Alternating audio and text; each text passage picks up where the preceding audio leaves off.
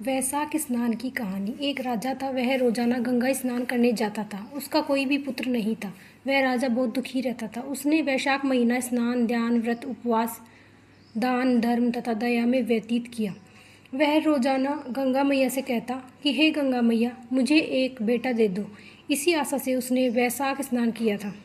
वह रोजाना सुबह जल्दी स्नान करता था और सोचता था कि सबसे पहले गंगा स्नान मैंने किया है, लेकिन उसके आने से पहले ही पानी हिलता हुआ नजर आता था। तब उसे विचार आया कि नगरी में ऐसा कौन स्त्री पुरुष है जो मेरे से पहले ही स्नान कर जाता है। उसको यह उत्सुकता थी कि मैं जानूं। उसने प्रण किया कि अगर कोई स्त्री होगी तो मैं उससे विवाह कर लूँगा। इसी सोच में वह एक दिन जल्दी उठकर गंगा स्नान के लिए गया। वहां जाकर उसने देखा कि एक बंदरिया स्नान करके पेड़ पर चढ़ गई। वह अचंभा करने लगा कि बंदरिया रोजाना गंगा स्नान करती है। वह गंगा किनारे एक पेड़ पर रहती थी और राजा के आने से पहले ही स्नान कर लेती थी और गंगा मैया से कहती थी कि मैया, राजा को बेटा दो, मुझे 7800 पोते देना। बंदरिया मनुष्यों की भाषा बोलती थी और राजा के कहते ही बोल देती थी। राजा बोलता, बैसाख भगवान, विष्णु भगवान, मुझे एक बेटा दो, तो बंदरिया बोलती कि मुझे 7800 पोते दो। भगवान ने दोनों की बात सुनी और दोनों को आशीर्वाद दिया। राजा ने विचार किया कि मैंने गंगा किनारे मन में संकल्प किया है तो मुझे उस पर पूरा करना चाहिए, और सैनिकों को बुलाकर कहा कि जाओ, गंगा किनारे एक बंदरिया है, उसे लेकर आओ, मैं उससे विवाह करूंगा। राजा के सैनिक बंदरिया को ले आए। राजा ने अलग से बांस कटाकर फेरे लिए और बंदरिया को महल में रख लिया। राजा के पहले से ही रानियां थीं। वे सब रानियां बंदरिया से चिढ़ने लगी कि हमसे बच्चा नहीं हुआ, इसलिए राजा बंदरिया से बच्चा चाहते हैं। अब बंदरिया महल में ही रहने लगी। बहुत दिन हो गए। कुछ दिनों बाद वैशाख महीना वापस आया। एक दिन राजा ने खाना खाकर आम की गुठली को वहीं छोड़ दिया। बंदरिया आई और उस गुठली को खा गई। उस गुठली से उसके गर्भ रह गया। यह बात पूरे राजमहल में फैल गई।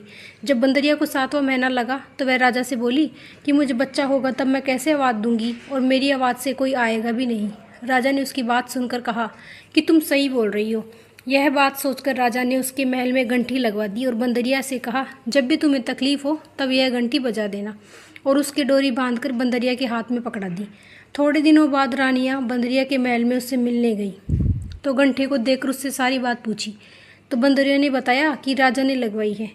रानियों ने विचार किया कि अगर इसको बच्चा हो गया तो हमारा मान घट जाएगा। इसी बात से परेशान होकर रानियों ने कहा कि घंटी बजाकर दिखाओ, राजा आते हैं या नहीं।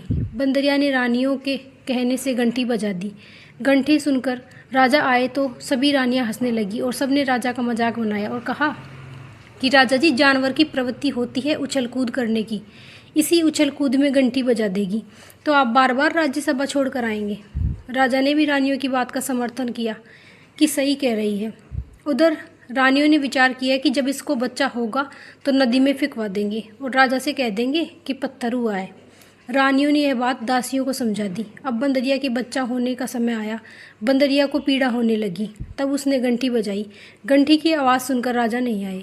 राजा ने सोचा, बंदरिया जानवर है, ऐसे ही बजा दी होगी, और राजा नहीं आए। उधर रानियों ने जब घंटी की आवाज़ सुनी तब दासी को बुलाकर बंदरिया के महल में गई और बंदरिया को समझाने लगी कि बच्चा होता है तब आंखों पर पट्टी बांधते हैं। बंदरिया ने भी ऐसा ही किया। अब उसके सुंदर सा राजकुमार हुआ। सभी रानियां चकित रह गई कि इतना सुंदर राजकुमार पैदा हुआ है, अब हमारा अपमान होगा, और बंदरिया का मान बढ़ गया। इस नदी में फेंकवा देंगे और राजा से कह देंगे कि पत्थर हुआ है। रानियों ने दासी को एक लकड़ी का बक्सा दिया और बच्चे को उसमें रखवाकर कहा कि तुम इसे नदी में फेंक कर आओ। दासियों ने ऐसा ही किया और बंदरिया के पास पत्थर लाकर रख दिया और बंदरिया से कह दिया कि तेरे तो पत्थर हुआ है। बंदरिया बहुत दुखी हुई। उधर राजा को कहलवा दिया कि बंदरिया के पत्थर हुआ है। राजा बहुत दुखी हुए और विचार किया कि जब रानियों के ही बच्चा नहीं हुआ तो जानवर के कहाँ से होगा। भगवान की इच्छा समझकर राजा ने मन में संतोष कर लिया। उधर एक दासी ने बक्सा ले जाकर मिट्टी की खान में रख दिया, उसको नदी में नहीं फेंका। मन में विचार किया कि मैं इस बच्चे को नदी में फेंक कर पाप क्यों कमाऊं, मैं तो इसको रानियों के आदेश से यहाँ ले आई, अब इसका मारकर मुझे क्या मिलेगा। वह उसे रात के अंधेरे में वहीं रख कर आ गई। सोचा कि रात के अंधेरे में मुझे कोई नहीं देखेगा।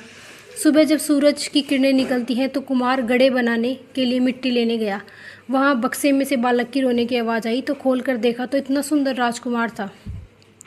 कुमार बहुत खुश हुआ क्योंकि उनके भी कोई संतान नहीं थी। उन्होंने सोचा भगवान से रोजाना प्रार्थना करते हैं तो आज तो भगवान ने सुन ही ली। बच्चे को लेकर घर आ गए। उधर रानियों ने दासी से पूछा कि बच्चे को बहा दिया गया, तो दासी ने हाँ कर दी। इधर दिन प्रतिदिन बच्चा बड़ा होने लगा। थोड़े दिन बाद बच्चा बड़ा हुआ तो वैशाख भगवान की कृपा से बच्चे को सब कुछ पता चल गया कि मैं किसी राजा का राजकुमार हूँ, इनका बच्चा नहीं हूँ। बच्चे ने अपने कुमार पिता से कहा कि मुझे मिट्टी के हाथी घोड़े बना कर दो। कुमार ने बच्चे को हाथी घोड़े बना कर दिए। बच्चा मिट्टी के हाथी घोड़े लेकर कुएं की पाल पर जाकर बैठ गया और वहाँ बैठा बैठा मिट्टी के हाथी घोड़ों से बात करने लगा और उनसे बोला, पियो रे मिट्टी के हाथी घोड़े पानी पियो। तभी राजा की दासियाँ कुएं पर पानी भरने आई तो दासियों ने कहा कि कहीं मिट्टी के हाथी घोड़े भी पानी पीते हैं क्या। इस बात पर बच्चा खूब हंसा और कहने लगा कि राजा की रानी के पत्थर पैदा होते हैं क्या। यह सुनकर भी दासियाँ चकित हो गई। यह बात बच्चे को कहाँ से पता चली। वे दासियाँ महल में आई तो रानियों से सारी बात कह दी। रानियों ने सोचा कि यह बात राजा तक न पहुंच जाए। इसी चक्कर में रानियों ने राजा से शिकायत की कि कुमार का बच्चा कुएं पर दासियों को गाली दे रहा था, इसलिए कुमार को देश निकाला दे दो। रानियों के कहने पर राजा ने हुक्म दिया कि कुमार को दूसरे गांव भेज दो। नौकर कुमार के पास गए और उसे गांव छोड़ने का आदेश दे दिया। कुमार बहुत गिड़गिड़ाया कि मेरा यहाँ पर अच्छा व्यापार चलता है, अगर मेरा व्यापार बंद हो गया तो गुजारा कैसे चलेगा। लेकिन राजा के हुक्म के आगे किसी की नहीं चलती। वह गांव छोड़कर जंगल में चला गया। थोड़े दिनों बाद लड़का और बड़ा हो गया। अब तो सब जंगल में झोपड़े बांधकर रहने लगे। आसपास बहुत सारे पेड़ पौधे लगा लिए। घर के बाहर छाया हो गई। अब कुमार का बेटा एक पेड़ के नीचे बहुत सारे करवे पानी से भरकर बैठ जाता और जो भी उधर से निकलता उसको पानी पिला देता। कुछ दिनों बाद चैत्र का महीना आया। गांव की लड़कियां गणगौर बनाने के लिए मिट्टी लेने कुमार के घर आई। दिन में तेज धूप थी तो उनको प्यास लगने लगी। सबने कहा कि हमें पानी पिला दो, लेकिन कुमार के लड़के ने कहा, पानी एक ही शर्त पर पिला सकता हूँ कि तुम सब लड़कियां मेरे चारों तरफ परिक्रमा लगाओ। सब लड़कियां कुमार के बेटे के साथ साथ परिक्रमा लगाती हुई और पानी पीती गई। मिट्टी के घड़े लेकर घर आ गई। घर आते ही सब लड़कियों की तबीयत खराब हो गई। तब वैद्य जी को बुलाकर नब्ज दिखवाई तो वैद्य जी ने कहा कि सभी लड़कियां गर्भवती हैं। सबके घर वाले चकित रह गए। सबने लड़कियों से पूछा तो उन्होंने कुमार के बेटे की सारी बात बताई। सब गांव वाले परेशान हो गए और सब उस कुमार के लड़के के पास गए। उन्होंने सारी बात कुमार से बताई। इसने सब लड़कियों से साथ साथ फेरे लगवा लिए। अब हम सब लड़कियों की शादी तुम्हारे बेटे से करेंगे। कुमार ने कहा कि मेरे पास तो रहेंगे लेकिन घर नहीं है, मैं इतनी सारी बहुओं को रखूँगा कैसे। सब लोग वापस राजा जी के पास गए। राजा जी से शिकायत करी। कुमार के बेटे ने सभी लड़कियों से फेरे लिए और अब कुमार के पास बहुएं रखने को घर नहीं है। अब हमारी बेटियों से शादी कौन करेगा। ऐसे हाल में हम बेटियों को कहाँ भेजेंगे। राजा ने सभी की बात सुनी और खुद कुमार के घर गए और उससे कहा कि मैं सबके लिए घर बनवा देती हूँ। और राजकुमार राजी हो गए और अब राजा ने जंगल में शहर बसा दिया। बहुत सारे घर बना कर दिए और सब ने अपनी बेटियों का विवाह धूमधाम से किया। थोड़े समय बाद कुमार की सभी बहुओं को बेटे हुए। अब कुमार बहुत खुश हुआ। कहा, मेरे तो बेटा ही नहीं था, कहाँ भगवान की कृपा से इतने सारे पोते हो गए। अब राजकुमार कहने लगा, पिताजी आप दादा बन गए, इस खुशी में हम जगहेड़ा लगाएंगे। कुमार ने बात मान ली और पूरे गांव को न्योता दे दिया। राजा ने रानियाँ, नौकर चाकर सबको बुलाया और अपने माँ बंदरिया को भी बुलाया। राजकुमार ने बंदरिया के लिए रथ भेजा, गहने वस्त्र भेजे कि बंदरिया यह सब पहनकर रथ में बैठकर गाजे बाजे से आए और उसके सिंहासन भी सबसे ऊंचा लगवाया। अब सब गांव वाले चले गए। राज परिवार भी पूरा आ गया और बंदरिया भी रथ में बैठकर आ गई।